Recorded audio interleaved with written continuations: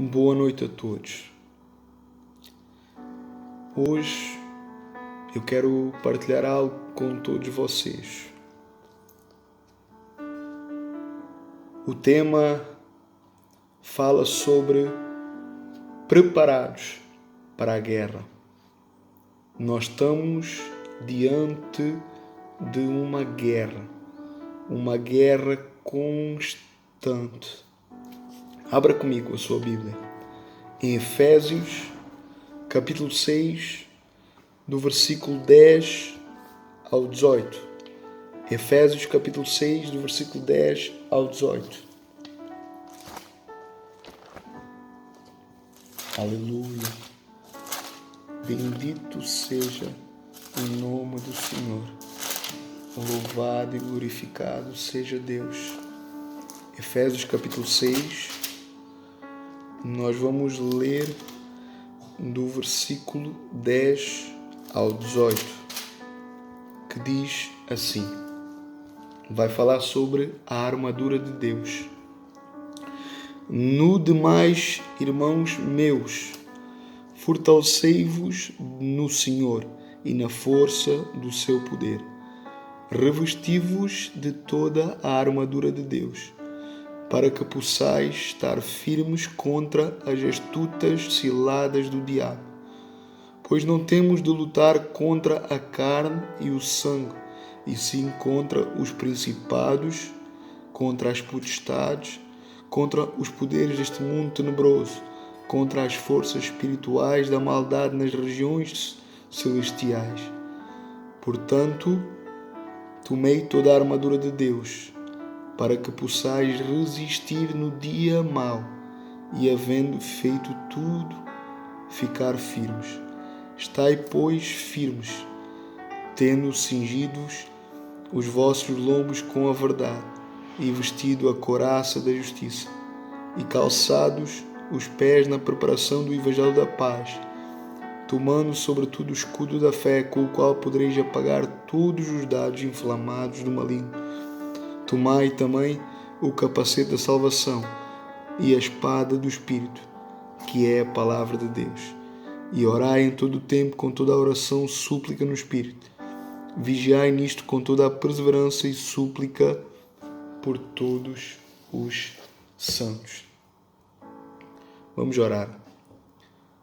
Senhor Deus e Pai, na Tua santa e gloriosa presença, nós nos encontramos, Pai, pela Tua misericórdia, que é a causa de nós não sermos consumidos. Pela Tua permissão, estamos agora diante da Tua santa e gloriosa palavra. Toma, Senhor Deus, as nossas mentes cativas da Tua palavra. Que os nossos olhos, que a nossa mente, que os nossos ouvidos, ó Pai, estejam agora, Senhor Deus, ligados à Tua presença.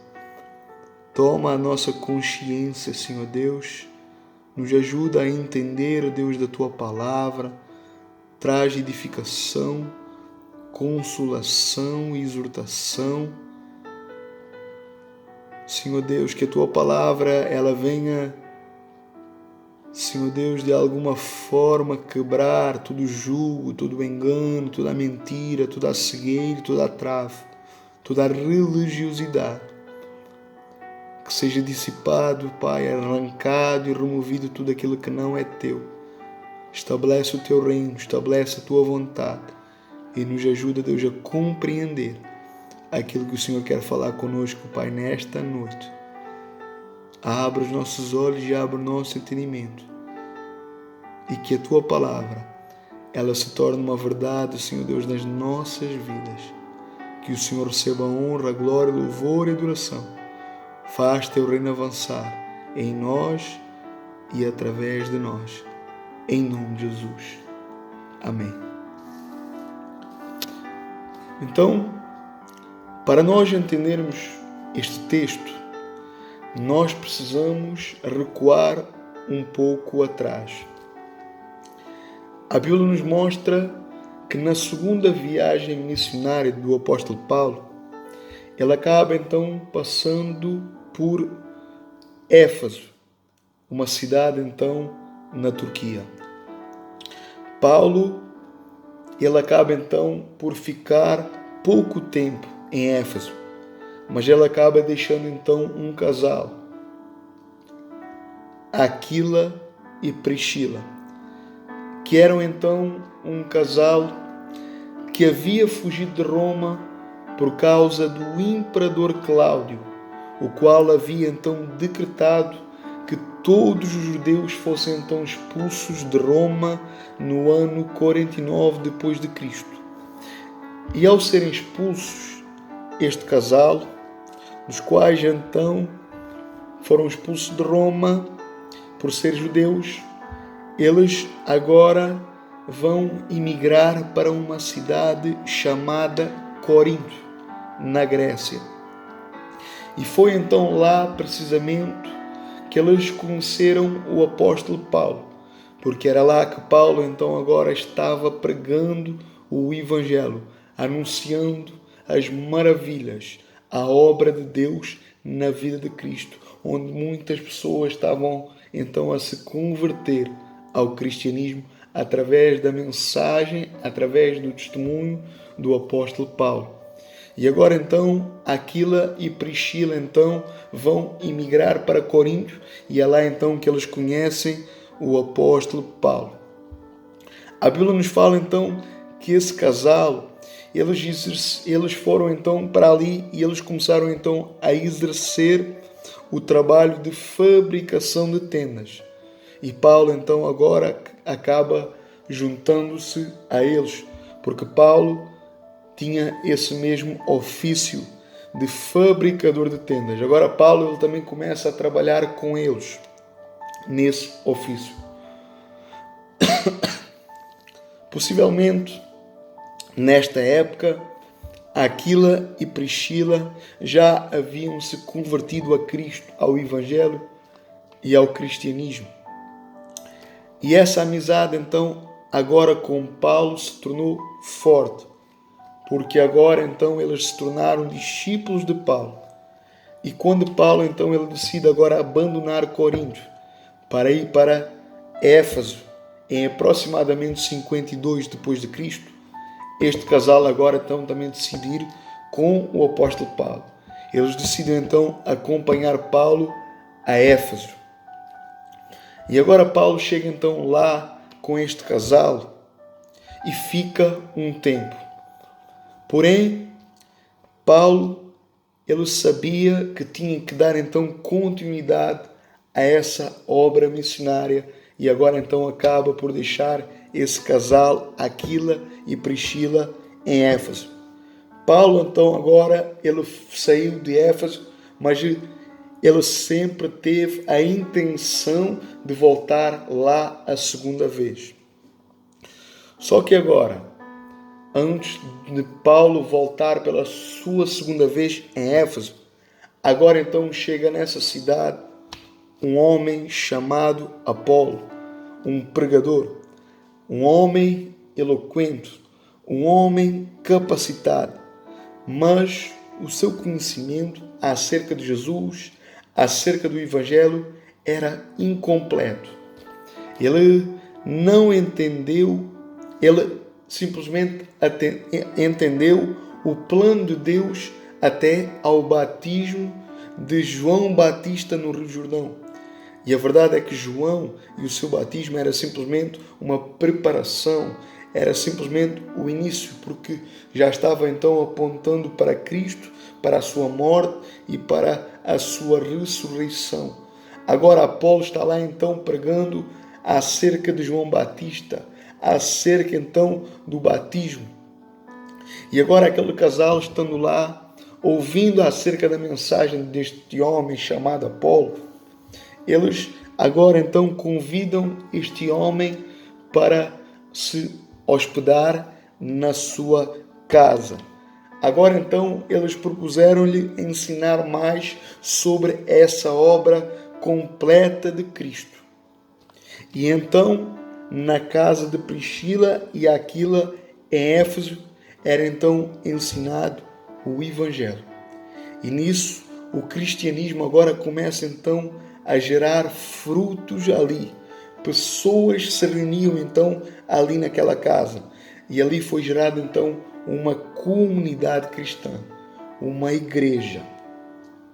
E quando Paulo agora chega novamente em Éfeso, Paulo agora ele se depara com um grupo de discípulos que não faziam parte então daquelas reuniões, daquela igreja, daquela casa, daquela família. Porque com certeza estes discípulos, eles eram discípulos de Apolo, porque Apolo, quando ele chega a Éfeso, ele começa então a pregar o evangelho, mas era um evangelho por metade, era um evangelho com pouco conhecimento. E Paulo então agora se depara com esse grupo de discípulos. E Paulo agora então ele começa então ensinando acerca da obra de Deus através de Cristo para esse grupo dos discípulos. Paulo então ele agora começa esclarecendo, mostrando que Jesus havia morrido, que Jesus havia ressuscitado, que Jesus havia voltado aos céus e que Jesus então havia enviado o seu Espírito Santo. E ao entenderem melhor esse grupo de discípulos, eles agora foram batizados. E depois do batismo, Paulo impôs as suas mãos e todos receberam então o dom de língua e de profecias do Espírito Santo. E a Bíblia agora nos mostra então que o apóstolo Paulo, ele vai ficar então ali 3 anos em Éfeso, discipulando a igreja, instruindo a igreja, fundamentando a igreja, alicerçando a igreja, os irmãos em Éfeso, ensinando então nas sinagogas e na escola de Tirano, realizando então milagres extraordinários, milagres maravilhosos e conduzindo então muitas pessoas a Cristo, à fé e ao conhecimento de Deus. Depois de 3 anos de Paulo estar então em Éfeso, ele prossegue então a sua viagem missionária para a Macedônia e para a Grécia, passando então por muitas outras cidades. E depois então ele vai voltar a Jerusalém, onde então ele foi preso. De Jerusalém, de preso, ele acaba agora sendo transferido para Cesareia, onde ele foi detido então por 2 anos ou mais. E depois então de lá, ele acaba sendo levado agora para Roma. E é lá que ele acaba preso por vários anos, até morrer, até lhe matarem, até se tornar também um mártir da igreja. E é precisamente em Roma que o apóstolo Paulo ele vai escrever esta carta aos Efésios. Então, nós nos deparamos então com esta carta de Paulo, com este ensino, Efésios capítulo 6. E nós vemos que Paulo aqui ele vai dar ênfase, ele dá ênfase então na preparação para a guerra, Ele nos mostra então que existe uma guerra. Paulo, ele nos ensina que nós estamos em guerra. A pergunta é: como nós podemos enfrentar essa guerra? Como nós podemos então triunfar sobre esta guerra? Na guerra, ou você vive, ou você morre. Não tem outra possibilidade. Como pode então um soldado ir para a guerra se não tiver estrutura, se não tiver conhecimento, se não tiver então preparado? O que vai então acontecer? O que acontecerá então a este soldado? Indo então de frente contra um adversário que ele desconhece, não estando então minimamente preparado. Eu tenho a certeza que este soldado ele pode até ir, mas uma coisa é certa, quer você queira, quer eu queira ou não, ele pode até ir, Mas uma coisa é certa, este soldado, ele não vai voltar na guerra. Ele não voltará. Por quê? Porque ele não estava preparado, porque ele não estava apto e porque ele não estava capacitado. Então, a pergunta é: como prevalecer? Como vencer, meu irmão e minha irmã? Como vencer, meu querido ouvinte, contra os ataques do diabo? Como lidar então com a sua inclinação ao pecado? Que pede, que deseja, que anseia, que exige a toda a hora e a todo momento que você negue a sua fé, que você negue a Cristo, que você negue ao Evangelho, porque a carne milita contra o Espírito e o Espírito milita contra a carne. Então, o apóstolo Paulo, ele neste texto, ele nos dá então a receita aqui. Paulo, ele vai então nos ensinar. Olha o que ele vai dizer. Portanto, tomai toda a armadura de Deus, para que possais resistir ao dia mau, para que possais então resistir às lutas e às dificuldades da vida.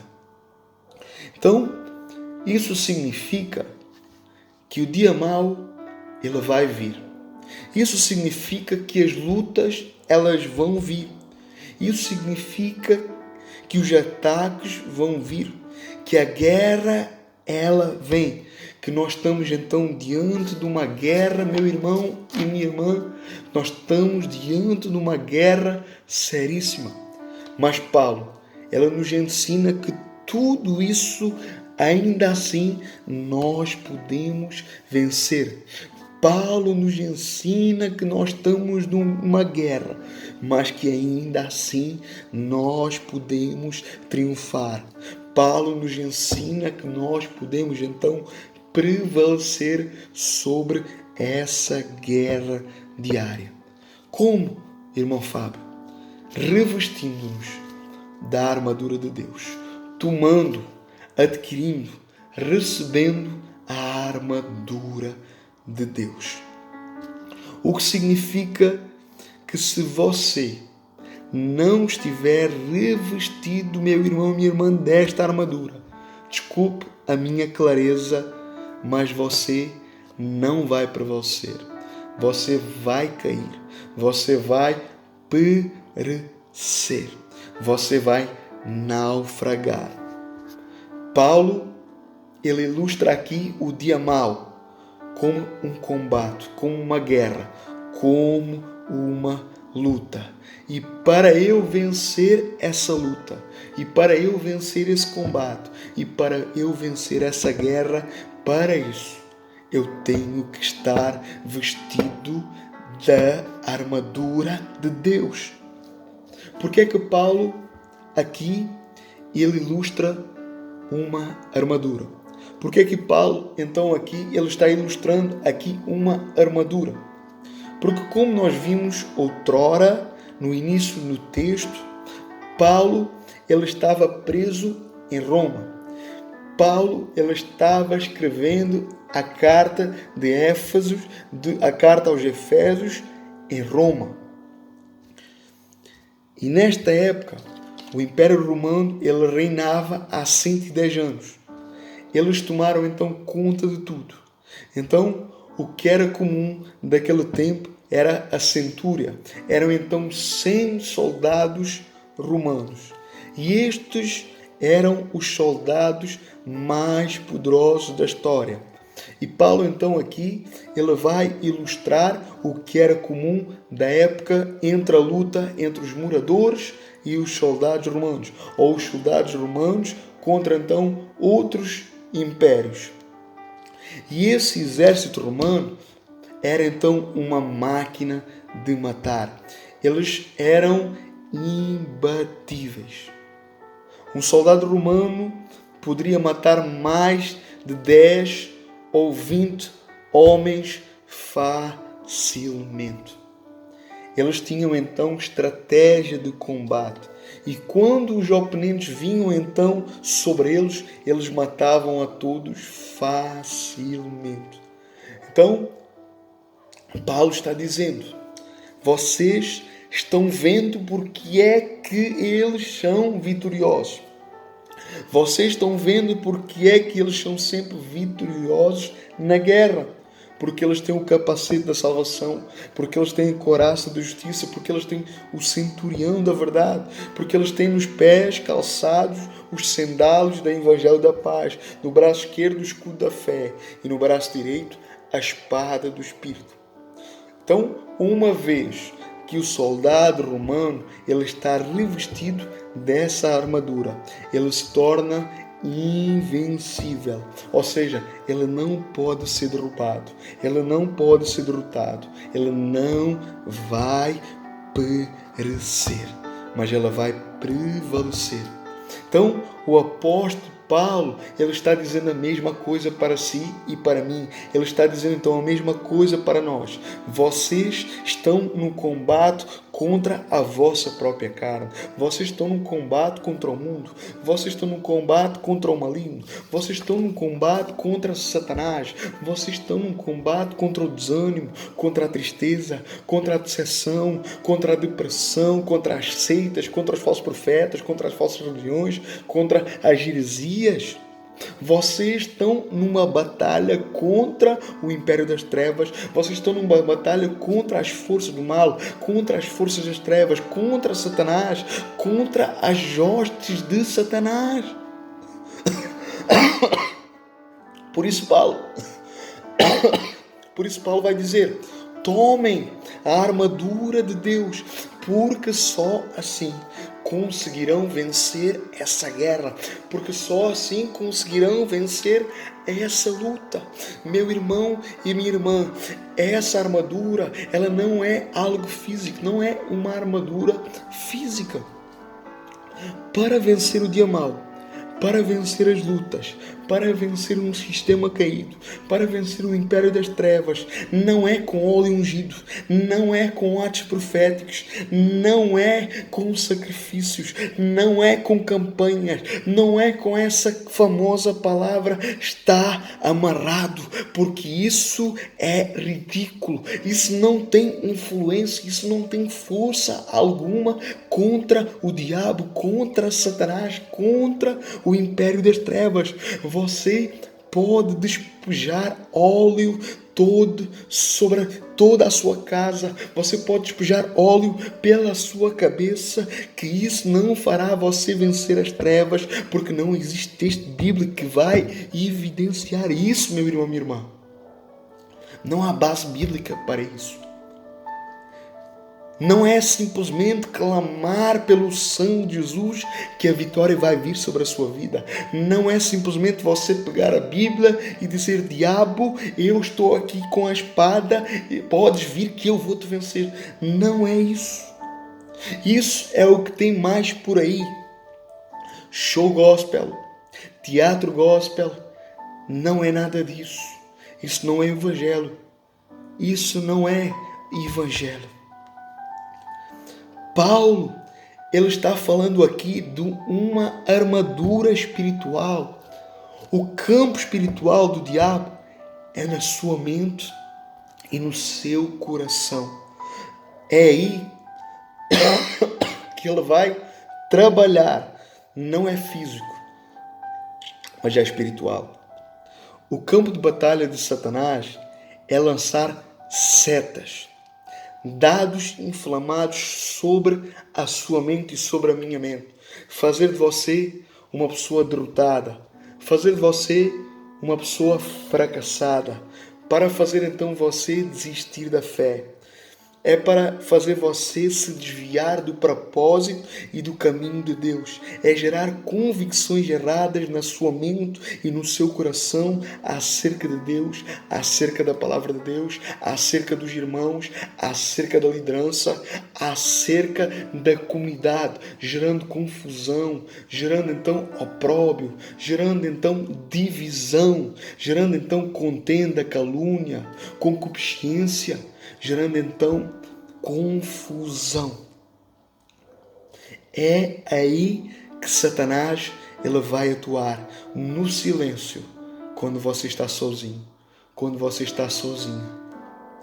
E Paulo, ele está dizendo então que Satanás, ele ataca pessoalmente as pessoas a nível espiritual e que isso vai então refletir na sua vida diária, na sua vida terrena. Satanás então ele ataca nos pensamentos, nas palavras, nas atitudes, nos sentimentos, que por eles são comprometidos, e tudo isso para nos derrubar, para nos tirar do foco, para nos tirar da presença de Deus, para nos matar e para nos tirar então do propósito de Deus nas nossas vidas.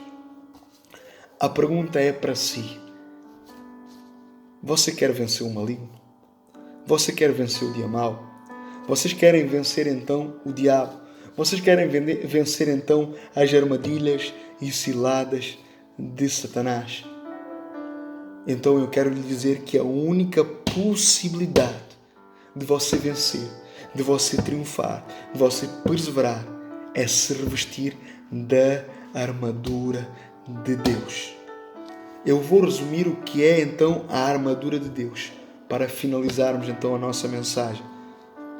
Couraça da justiça. Não é a couraça que importa, mas sim a justiça de Deus, que é dada ao homem pela fé através do mérito de Cristo na cruz. É a justiça de Cristo vir sobre a minha vida. Seguindo então do capacete da salvação. Não é o capacete aqui que importa, mas sim a salvação. A certeza então da salvação. A certeza então de que a obra da cruz por intermédio de Jesus se tornou uma verdade na minha vida. E por isso eu sou salvo pela graça de Deus. E fé, escudo, evangelho, sandálias, verdade, espada. Tudo isso vai apontar para a palavra de Deus. Então, tomando tudo isso, resumindo tudo isso, é nos revestirmos dos atributos de Deus e da identidade de Cristo na nossa vida. Resumindo então, a armadura de Deus é santidade. Resumindo, a armadura de Deus é santidade. Você quer vencer Satanás? Você quer vencer o dia mau? Você quer vencer o maligno? Então se santifique. Se santifique. A palavra de Deus nos fala: sujeitai-vos, pois, a Deus, e resisti ao diabo, e ele fugirá de vós. Não é estar amarrado, não é com óleo, não é com campanhas, não é com atos proféticos, é se sujeitando a Deus e resistindo ao diabo, e ele fugirá de vós. Santidade. Toda a armadura de Deus vai se resumir em santidade, em pureza, em obediência a Deus, na sua vida, nas suas obras, nas suas atitudes. Você acha que Satanás ele vai obedecer a uma pessoa mentirosa, a uma pessoa completamente cheia de imoralidade, a uma pessoa devassa, a uma pessoa dada ao vinho, a uma pessoa dada ao álcool, a uma pessoa que não obedece aos preceitos de Deus? E uma vez que esse homem ou mulher que não é verdadeiro, mas que compromete claramente a palavra de Deus, que não obedece à palavra de Deus, que não ora, que não jejua, que não se santifica, que não toma para si essa armadura de Deus, eu pergunto-vos, você acha que Satanás vai dar ouvidos a esse homem, a essa mulher? Você acha que Satanás vai fugir desse homem, dessa mulher? Uma pessoa então que trai seu esposo, uma pessoa que trai então a sua mulher, que não é honesto, que não é honesta, que tem o dinheiro acima de Deus, que vive na fornicação, que vive no adultério. Você acha que esta pessoa ela vai perseverar? Você acha que esta pessoa ela vai vencer? Você acha que esta pessoa ela vai permanecer em pé? Nunca. Jamais. Porque Satanás, ele vai fazer o que quiser com esse homem e com essa mulher. Ele vai envergonhar, ele vai ceifar esse homem e essa mulher. Então imagine que um demônio, ele se manifesta na vida de uma pessoa. Aí vem esse homem, aí vem essa mulher dizendo: está amarrado, está queimado, sai dele, pega o óleo, joga o óleo. Aí eu pergunto: você acha que o demônio vai sair? Jamais. Nunca. Por quê? Porque somente uma pessoa que está revestida da armadura de Deus é que terá então autoridade sobre o maligno e poderá então fazer alguma coisa sobre essa vida que é escrava de demónios, que é escrava da opressão, que é escrava de vícios, dependente de coisas momentâneas. Somente uma pessoa que tem então a santidade e a obediência à palavra é que pode prevalecer sobre tudo isso. É tempo de nós refletirmos. É tempo de nós nos examinarmos. A palavra do Senhor fala: examinai-vos, que o homem deve se examinar a si próprio. É tempo de nós refletirmos sobre esta palavra. Se nós temos tomado então e nos revestido da armadura de Deus ou não. Nós estamos diante de uma guerra constante, uma luta constante.